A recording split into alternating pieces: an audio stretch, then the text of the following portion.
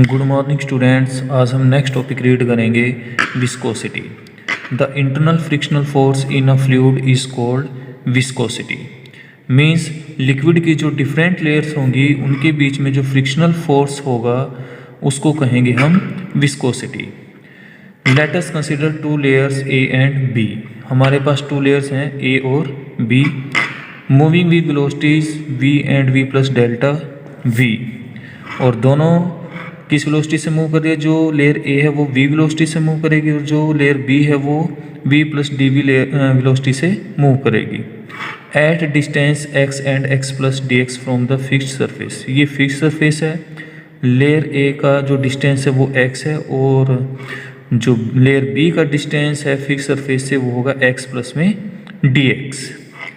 dv upon dx is called velocity gradient. जो dv upon dx है ये velocity gradient है। The tangential viscous drag between two liquid layers is directly proportional to their area of contact A and velocities gradient. जो frictional force है वो किसके directly proportional होगा, area के और velocity gradient means dv upon dx के। तो इस इक्वेशन को हम इस तरह से लिख सकते हैं।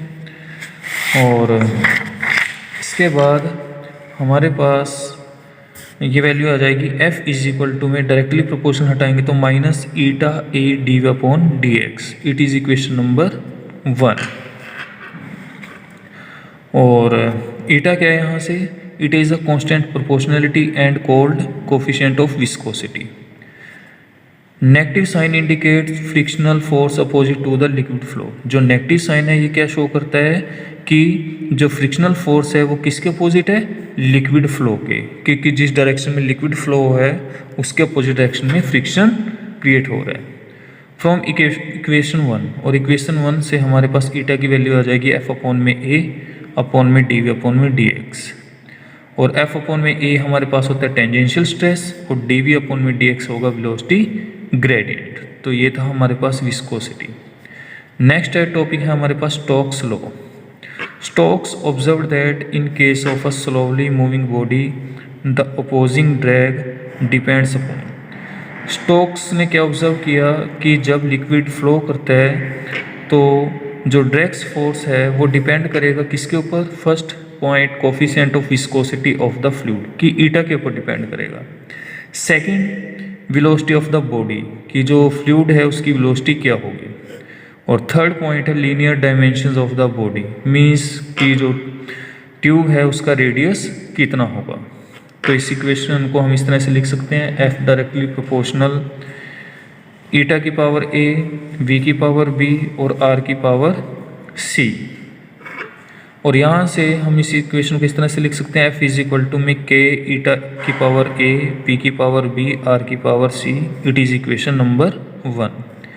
ए बी सी हमारे पास है कांस्टेंट टर्म।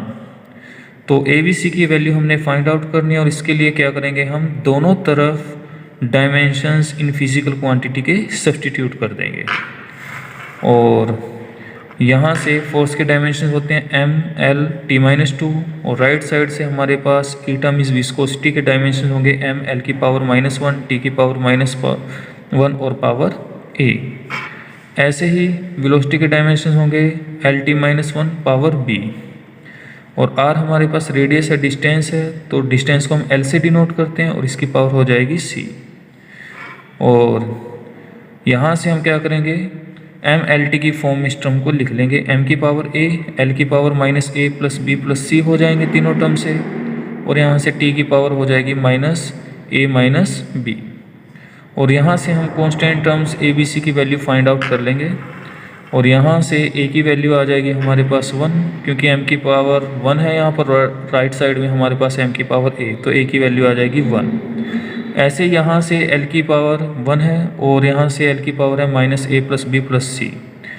और ऐसे टी की पावर यहाँ पर है -a -b और लेफ्ट साइड में हमारे पास टी की पावर -2, तो -2।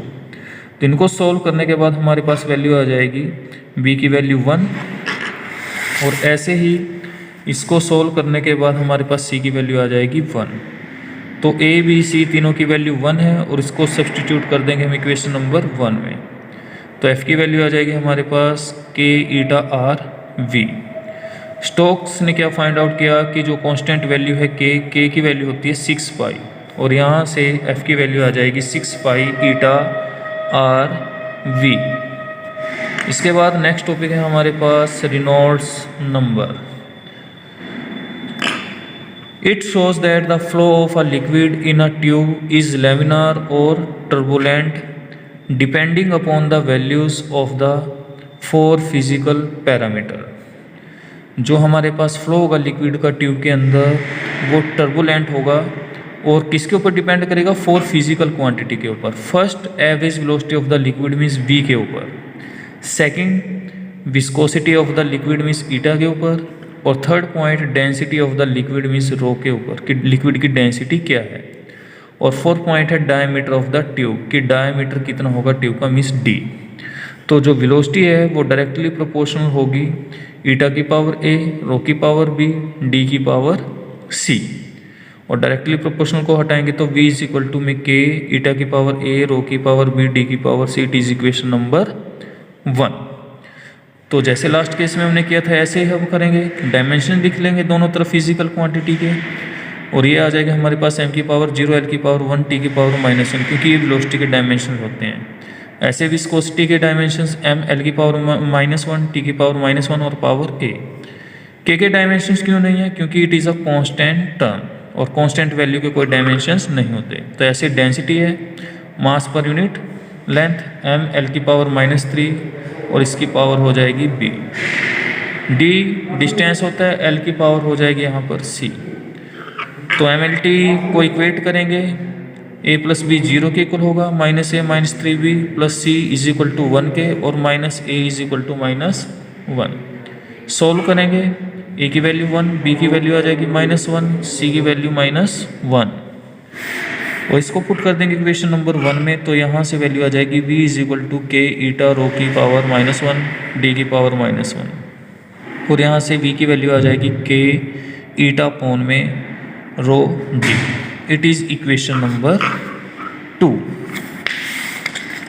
k क्या है हमारे पास, डायमेंशनलेस नंबर है, और इसको कहेंगे हम Reynolds number and denoted by R E. तो k की जगह हम क्या पुट कर देंगे, आर ई, और यहाँ से v की वैल्यू आ जाएगी फ्रॉम इक्वेशन नंबर 2 से आर ई ईटा अपॉन में रो डी, और R E means Reynolds number हमने फाइंड आउट करने, आर ई की वैल्यू आ जाएगी वी रो डी अपॉन में ईटा।